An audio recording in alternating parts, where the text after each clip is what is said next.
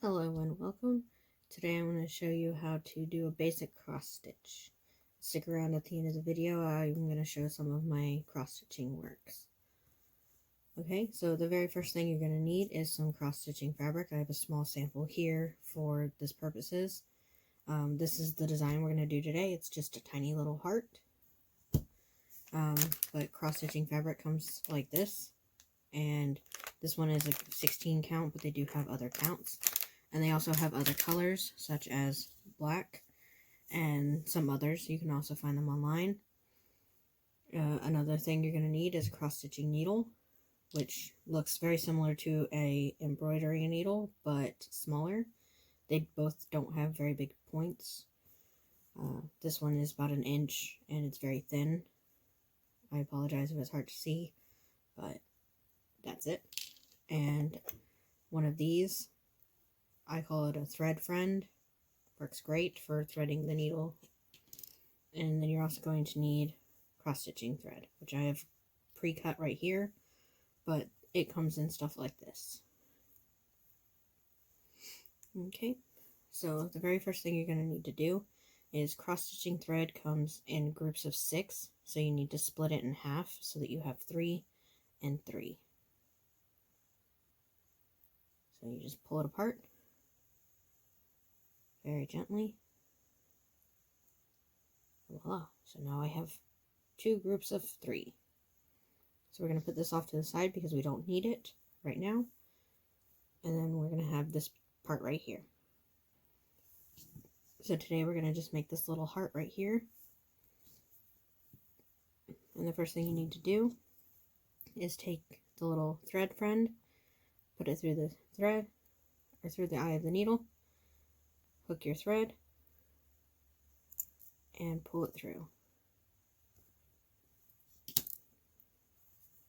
You see that worked? That was a lot faster than trying to thread it through with your hands. So this is a simple 6 stitch. If you can't tell, it starts with 1, and then you have 3, and then you have 2 at the top, so that it makes a tiny little heart. So the very first thing we're going to do is you need to find the middle. We're going to start quite a ways above this so that it's completely separate. So we're just going to go through the bottom here, and you just want to find a random hole that's somewhere near the middle from the fold, and put it through. And then we're just going to pull through, and you're going to stop your thread before it comes back through, and then you're just going to go diagonally. And you can go diagonal in either direction. It doesn't have to be to the left or to the right. Doesn't matter.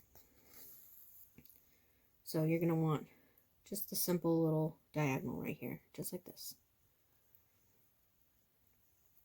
Now we're going to go to the next line, which is the group of 3. So you're going to go straight across from the stitch that you just made and pull through. So it's going to look like this on the back. This is where I'm holding the thread, so don't mind that, but you're just going to have a straight line just like that. Then you're going to make a diagonal again, but going in the opposite direction because we want it to go over top of the one that we just made. So now we have 2 half stitches right there. Now you're going to go straight down, pull it through, and diagonal again, straight down again, pull through, and diagonal. So now we have 3. So this is what it looks like now. So as you can see, we have the one that we started off with on the very bottom, and then 3 across. And this is what our back currently looks like. It's just straight lines instead of diagonals, which is what you want. Now we're going to do the last 2. So now we're going to go straight up again, pull through, diagonal. And you're only going to want to do 1 square at a time. So if you see, this is a grid pattern. So you just want to do, these are little squares, so you just want to make your thread go across one square at a time. Now, in order to make that space right there, you're going to want to skip a square. So on the back here, what we're going to do is we're going to just go straight across instead of going straight up. We're going to go straight across and pull through. So this is now what our back is going to look like right here. And this is what the front is going to look like. So now we're going to come up again at an angle to make our diagonal. Right there. And those are all of our diagonals that we need. So now we need to go back through and make the rest of our X's. This is why it's called cross stitching, because it's little crosses. Now you want to go down, come back through, and you're going to want to start on the bottom corner from the one that you made last. Come up and go across. Just like that. So now we have a little X. It's very easy. So now to skip the space again, you're just going to go straight across. Pull it through. And now we're going to go straight down at an angle. Keep pulling through. We got it stuck around. That happens sometimes. There we go. So now we have our second stitch completely done. So to get back down on the line before it, we just go straight down from the one that we were at. Keeps getting stuck around it.